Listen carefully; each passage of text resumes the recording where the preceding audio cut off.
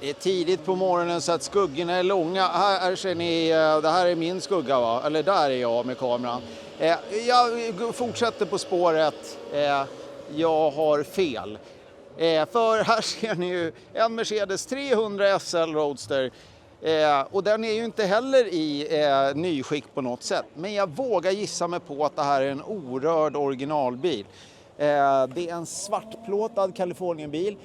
Svarta plåtar i Kalifornien brukade betyda att de inte hade lämnat staten sedan de först registrerades. Och ni ser ju på patinan på den här bilen. Men det här är nog orört va? Titta. Fantastiskt häftigt. Och även när man kollar skinninredningen här. Jag vågar tro att den har en fantastiskt spännande historia. En orörd 300 SL Roadster. Och där också, apropå det där med värden som man pratar om. Det är inte så att de bäst renoverade, högst renoverade bilarna är de som är mest värda. Men de som har bäst historia. Så den här kan nog vara värd nästan hur mycket som helst. Och så bredvid den här lite risiga 300 SL:en så står det som vi i Sverige kallar Fen-Merca. I Tyskland och på andra ställen kallas den för häckflosse. Ni får fylla i med det, ni som har lite mer än skoltyska. Häckflosse, det låter ju som tandtråd i rumpan. Förlåt, jag menar inte oförskämd, men jag har någon sorts direktöversättning. Det här, det här är ju också, jag har haft 4 eller 5 stycken Fen-Mercor i mina unga år. Jag älskar de här bilarna, nu är jag lite i S-klasser, men här är fantastisk bil. Och om ni kikar här, 300 SC. Det här är ju liksom, jag kallar det för företrädaren till E-klass, alltså den stora Mercan som inte är S-klass, och liksom volymbilen för de som vill köra stor. Och att det är en 300 SC innebär att den har 6an, det hade ju 220 S och SB, hade den stora 6an. Men, och de fanns som SE också, den fanns insprutad. Men eftersom det här är en 300 SE så har den alltså samma motor som den där. Jag tror det i alla fall. Alltså 3 liter 6an istället för då den lite mindre 2,2 liter 6an insprutad. Och om jag minns rätt så är det också så att de hade luftfjädring, även de här häckflosse. Skitsnygg bil, superrenoverad kan ni tänka er. Och jag tycker det här är ganska fräckt. Jag har inte sett det förut så jag vågar gissa att det inte är original. Men om det är eller snygg va? Här är jag längtar efter Fen-Merca. Ja hörni, alltså livet är ju underbart. Så sa jag, titta på den här fina bilen, ni hörde mig. Och så gick de och hämtade killen som har ansvar för bygget. Och så är det ingenting mindre än en tributebil till de stora Fen-Mercarna som rallybilar. En tribute till Ewy Rosqvist, vår svenska supervärldsstjärna inom rally. Den här storyn om den här bilen är ju fantastisk, så nu ska ni få höra på den. Av en kille som jobbar på Mercedes Classics drömjobb med att bland annat göra såna här fantastiska replikor, tributebilar. Den här bilen vill jag gärna ha. Alltså 220 hästar, så den har alltså lika många hästar som Fen-Mercan intill. Och det är en riktig racingmotor kan ni tro. Jag ska inte prata mer. Kom så går vi och kollar. So hi, I am Nate Lander with Mercedes-Benz Classic Center USA. I'm the workshop manager at that operation. And this is a 1964 Mercedes-Benz 300 SE rally car. I bought one when I was in college and always dreamed of doing something like this. And we were able to put this together over the years. And so it has a lot of authentic, correct parts and pieces that we were able to locate. So this is probably the closest replica that has ever been constructed of the rally cars that were built by the factory. Oh, wow. And I have to ask you, because, I mean, I'm a guy, so I'm interested in horsepower. Yep. How much does this turn out? It's very similar to a 300 SL Roadster, so it's probably around 230, 240 PS, which is about where it was originally. It was less about the horsepower for them, more about the durability of it and the reliability, because like the rally in Argentina, which is how we have the car set up, is as if it was running in 64 for the Argentine Grand Prix for rally cars. That was a 3,000 mile rally, so it's a very, very long distance rally. So the cars were set up mainly for reliability and driver comfort. So if you look at the seats, they're actually designed in such a way to be lightweight, but also very supportive. So is this the original styling that the correct. Yep. So we have a lot of great photographs of the rally car in period of what it looked like. And so we were able to make as many components as we could to pattern it. Things like, for example, if you look at the instrument cluster at the top, you see how the fabric, it's actually leather flipped around backwards. Wow. And the reason they did that is because of glare. So in the sun, the light would reflect on the gauge cluster and then blind you. And so what they did is they put the piece of leather there to prevent that from happening. That's amazing, because everything else, except for this one, obviously, I mean, right. this is exactly like my 220. Pretty much, yeah, pretty much. It has a few extra knobs and switches. Yeah, right. It does have the Halda speed pilot. Wow. So that's original, as well as the amp meter. So it has an amp meter in there to give you positive and negative amp draw. This is just gorgeous. So very cool. And what about the body? I mean, how was that when you started at it? So this was actually a very rust-free car to begin with. So we really didn't have any rust or anything to repair there. And it is a genuine 112-014 chassis, so it started its life as a 300.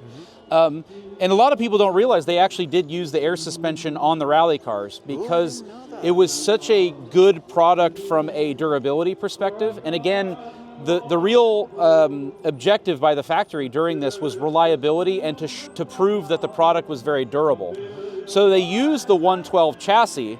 But what's interesting is if you look at it, they actually stripped a lot of the parts off of the 112 and put 110 and 111 parts.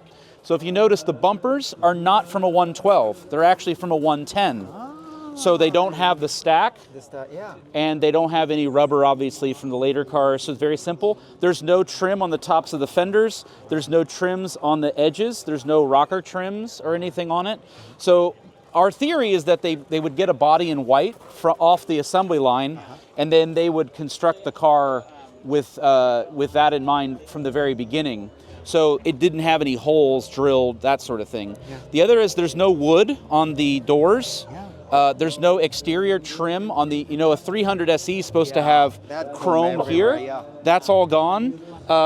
It's just rubber mats and plastic instead of the metal, heavy metal pieces. The door panels are a very simple vinyl with a little pocket. That's it.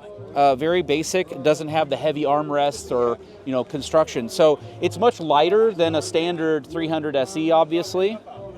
And then it also has an additional fuel tank in the back. Oh, wow. Unfortunately, right now we've got a lot of stuff back here, but you can actually see it in the back here.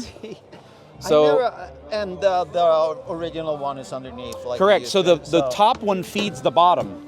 So you fill it through that opening here, and then that feeds the top tank, and then the top tank drops into the bottom tank. Wow. And how much gas can you put in it? I forget now. I think it's big. 130 liters. Oh, wow. So it's a very big fuel tank. I like that.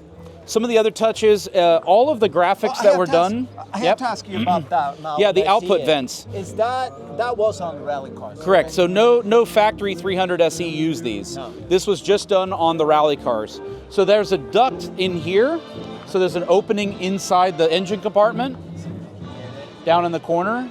And the idea was to vent out as much hot air as they could from the engine compartment and go through outside into the outer area. You got to remember, they did this rally in November in Argentina. It's very hot in November in Argentina. Right, it's summer. And so it's very warm. So they wanted to try to exhaust as much hot air as they could through this vent. And I'm sorry, I interrupted you when you so the graphics. So we studied the graphics quite a bit of how they did it originally. And it's likely that they were done via a stencil and they were done on a temporary paint basis. So if you look, you can actually see the brush strokes. Yeah. And the way it's layered is quite interesting. They would put the white down, and then they put the clubs of Argentina Automobile Club sticker, or Automobile Club decal over the top of it, and then they literally just rolled the paint over it. And so we had an artist that we work with that did all of the graphics for the project, even the roof with the 609 graphic. He did all that, and so that really kind of turned out well. The other thing that's kind of interesting is it does have a back seat. Yeah. But the theory is that the back seat was actually more likely a fake back seat, because it had to have it had to be a stock 300 SE, but this one does have springs in it, and you could sit in it.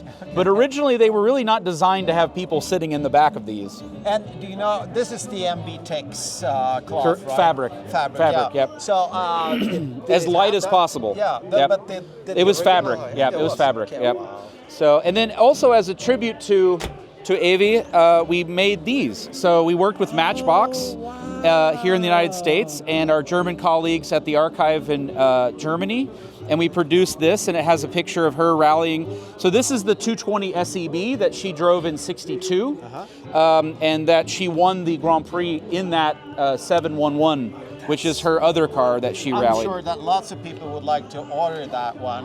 Yes, very cool. Is it? Can you order it from Matchbox? Or you can still get them online, and then what we do as to try to get kids involved in the hobby, we always bring these to every event we go to, and we give away hundreds of these. Oh, wow. So I think in the last 5 years, we've probably given away 3,000 of these little Matchbox cars to kids, especially little girls too, because they have no idea that there was a woman rally driver in the 1960s, and we always try to tell her story as well. So that's one of the things we do. But were you in contact with her? Did she know that you were working on this project? She knew that we were working on it, but like I said, we were unable to finish it in time. The plan was to actually take it to her in Sweden and let her see it, possibly drive it.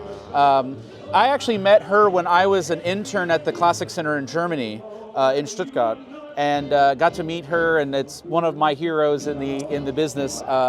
And so, we just recently lost Hans Hermann, who was another rally driver for Mercedes. So that was very sad to lose a lot of these icons of racing that we have in the world. So there's not a lot of them left, unfortunately, from that period. That's fantastic. But what are the plans for this beautiful build? Will it stay in the US? Will it tour the world? Yeah, so it's privately owned right now by a client. And the plan is to share it with the public as much as we possibly can, and show it at events like the Arizona Concourse, a great venue for it. And we've actually driven it. We did one rally so far. We did the Colorado Grand in the Rockies of Colorado. We drove it 1,000 miles through the Rockies, and just doesn't miss a beat. It's a great car to do it in.